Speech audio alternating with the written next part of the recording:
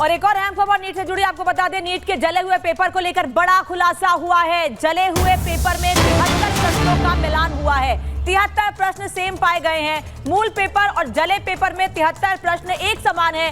Bihar police की EOU की जांच में यह बड़ा खुलासा हुआ है। पटना के एक सेंटर पर भी जला हुआ पेपर मिला था। जब इसका मिलान किया गया तो 73 प्रश्नों का 73 प्रश्न एक से पाए गए हैं। नीट के जले हुए पेपर को लेकर बड़ा खुलासा हुआ है और 73 प्रश्न एक से पाए गए हैं। लगातार एक के बाद एक सच्चाई सामने आ रही है। सीबीआई जब से इस पूरे मामले की इंक्वायरी कर रही है, जांच कर रही है, तब से पूछताछ में भी कई खुलासे हुए हैं और एक बड़ी जानकारी है कि जले हुए पेपर से 73 प्रश्न एक समान है। 73 प्रश्नों का मिलान हुआ है।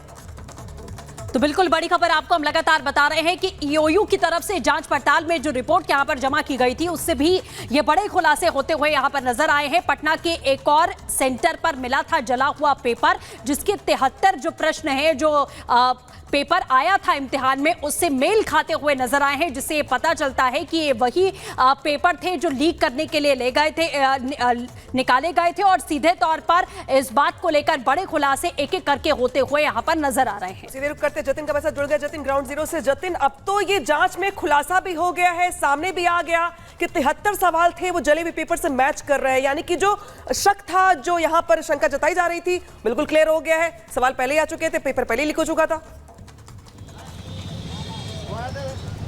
आज बिल्कुल देखिए, ये EOW की इन्वेस्टिगेशन में बिल्कुल क्लियर है और जो तस्वीर हम आपको दिखा रहे हैं वो दरअसल EOU ने जो जला हुआ पेपर उसको सुखाया, उसको सबसे पहले पानी में डुबोया, पंखे के नीचे रखा, 2 दिन तक उसको पंखे के नीचे रखा रहा, तब जाकर 73 ऐसे सवाल थे जो कि विजिबल हो पाए। इन सवालों को जब एक तरीके से NTA के ऑफिसर्स के द्वारा मैच कराया गया, तब जाकर ये क्लियर हुआ कि जो जला हुआ पेपर था और जो सीरियल नंबर मिला वो दरअसल हजारीबाग के एक सेंटर का वो सीरियल नंबर था। लेकिन जो पुलिस ने पूरी रिपोर्ट तैयार की है, उस रिपोर्ट में 73 जो सवाल है, उन सवाल के क्या कुछ आंसर थे, कुछ कुछ जगह पर उसकी भी मार्किंग जो है वो की गई थी, क्योंकि ये बात बिल्कुल क्लियर है कि 5 तारीख को एग्जाम था, लेकिन उसके एक दिन पहले कैसे NHAI के गेस्ट हाउस में बच्चों को आंसर जो है वो रटवाए जा रहे थे। तो जो सैंपल पेपर पुलिस ने जला हुआ एक तरीके से रिकवर किया था, उसके अंदर कुछ कुछ जगहों पर आंसर भी थे। साथ ही EOW की जब इस रिपोर्ट पर जब आप नजर डालेंगे, उसमें लिखा हुआ है कि बाकायदा इस प्रश्न नंबर 45 के आगे सर्कल बनाकर 5 लिखा हुआ है,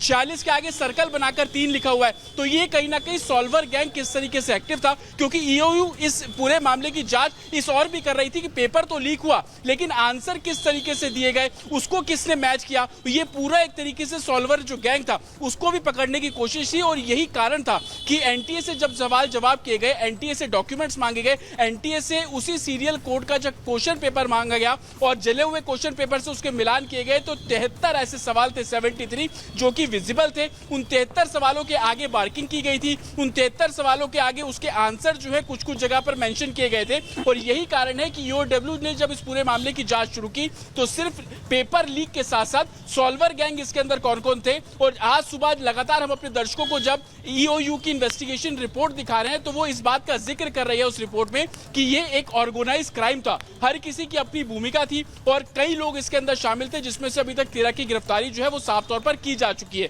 तो EOU ने अब इस पूरी इन्वेस्टिगेशन और जो डॉक्यूमेंट्स उन्होंने रिकवर किए थे उसको CBI को हैंडओवर कर दिया है और अब CBI इस पूरे डॉक्यूमेंट्स के आधार पर इस पूरे मामले की जांच कर रहे हैं। जी बिल्कुल जतिन, जैसा आप बता रहे हैं कि एक पूरी लंबी चौड़ी यहाँ पर फहरिस्त थी और सबके अपने अलग अलग किरदार थे। फिलहाल बहुत शुक्रिया।